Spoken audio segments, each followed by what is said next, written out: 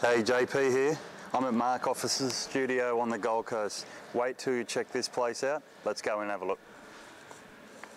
All right, Mark, thanks for having us, mate. Pleasure, Jason. This is my second trip here and the place is awesome. We'll go have a look at it in a minute, but just tell us how this place came about.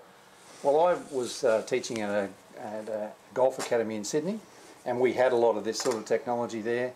We had 2 hitting bays, we had TrackMan indoors, we had putting studio with Putt Lab, and I thought, you know, I want to actually do this myself. So I made the move to the Gold Coast, back to the Gold Coast, and set this place up with the best stuff that I could find at the time.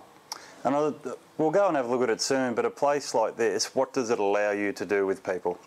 Well, it means that we can actually analyse their swing and their putting strokes based on the facts. So the camera-based system that's used with the GC Quad is extremely accurate, trusted by coaches all around the world, and delivers the facts, and as does the Putt Lab.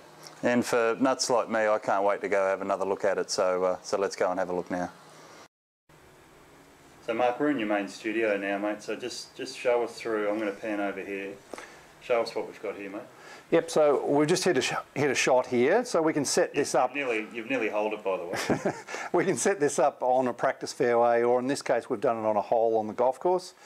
So you can set the distance for any distance you want. You can hit pitch shots, you can hit drivers where you've got out of bounds or water hazards down the right, or whatever your situation. So we set this up 156 metres, just hit a shot.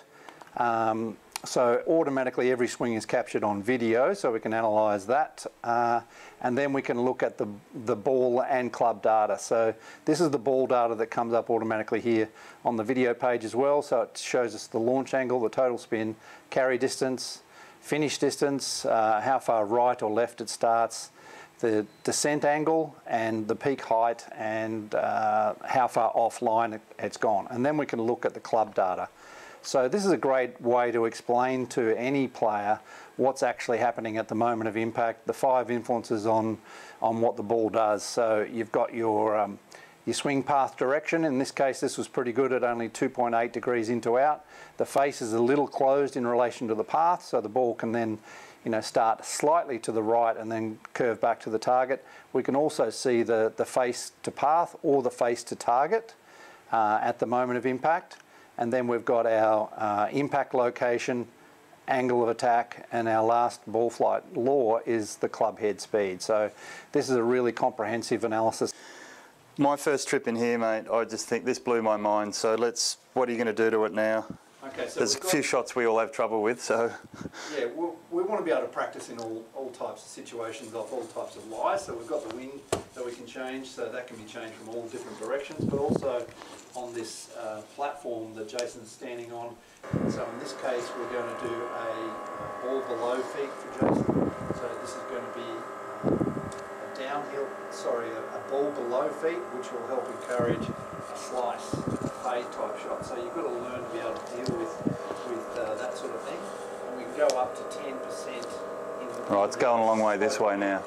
Yeah, so that ball below feet, quite a bit there. Oh, I might try and hit one, eh? So I hit that one okay, Mark. So what are you doing now? So now we're just going to go ball above feet. Oh, right. So this one I have a lot of trouble with. Right, so you might overdraw this one out in the golf course. Well, and I get it steep, so I'll mishit it a lot. Okay. So as we're doing that, what would you encourage someone to do off the uphill, off the side hill? Off the side hill? Well, you're going to expect that.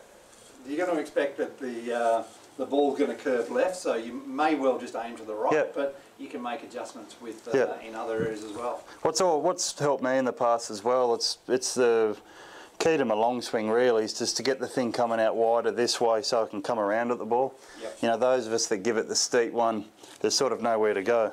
Yep. All right, I'll try and hit one. Yep. Bit of pressure on with you watching.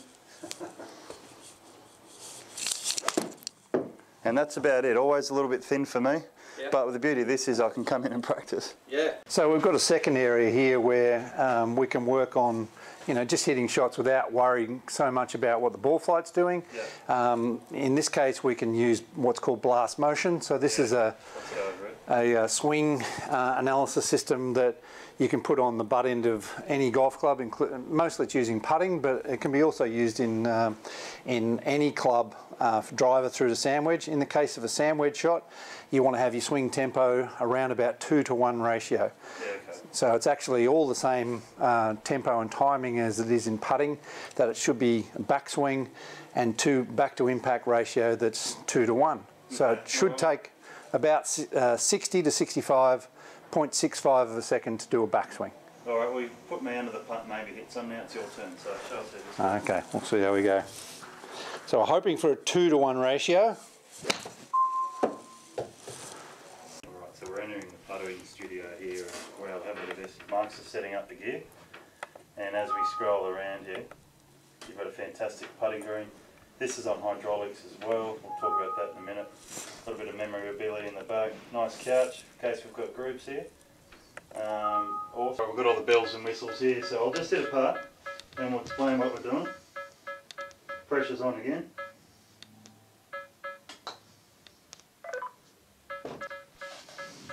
So that beeping sound that you can hear is the face being more than half a degree offline, so when it goes quiet, you know you're within half a degree.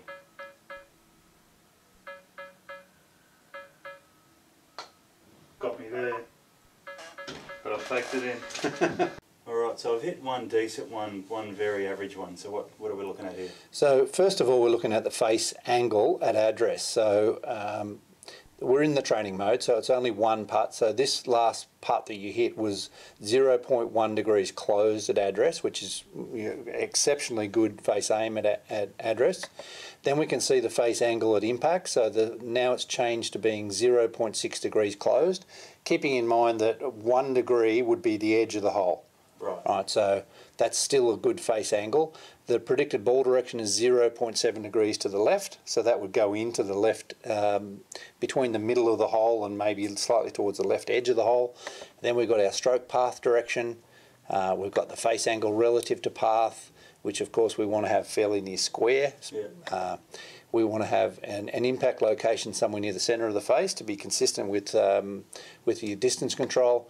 We've got the face rotation throughout the stroke. So a lot of people think that they might go straight back and straight through, but this provides the facts about what's actually happening with the face rotation. So the face does rotate open in relation to the target on the backstroke. It's closing towards the impact area, and then at the end of the stroke it's going to have closed somewhat in relation to the target. Talk us through it. Yeah, so we've got 5 different camera angles that we can record from. So this is the down the line view. So we can see eye position, we can see how close you're standing to the ball, whether or not you've got a straight line arrangement between your right forearm or your trail forearm and shaft. In the case of the camera that's down the other end of the putting platform, we can see whether that's a straight line arrangement between left arm and shaft.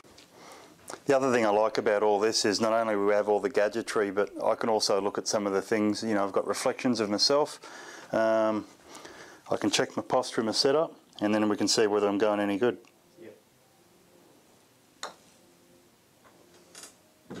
A face-on view, we're often just looking at, again, setup stuff. So if we'll usually go back and review the video after we've done the SAM Putt Lab analysis as well.